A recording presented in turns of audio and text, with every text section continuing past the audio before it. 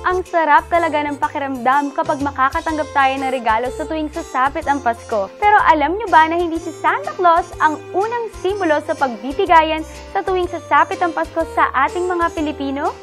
Siya ay walang iba kundi si Matusalem o Methuselah. Hango siya sa isang tauhan sa Biblia na biniyayaan ng mahabang buhay. Karaniwan siyang ipinaparada tuwing Pasko, sakay ng isang karitong hila-hila ng isang kalabaw kasamang isang manok at pusa. Namamahagi siya ng pera at bigas mula sa kanyang sariling bulsa. Si Matusalem ang kinagisnang ninong ng mga ninuno nating Pilipino hanggang sa pagdating ni Santa Claus noong panahon ng mga Amerikano. Mula kay Matusalem hanggang kay Santa Claus, ang pagiging bukas palad ay kinugalian na ng mga Pilipino sa tuwing sasapit ang Pasko. Maligayang Pasko po sa ating lahat!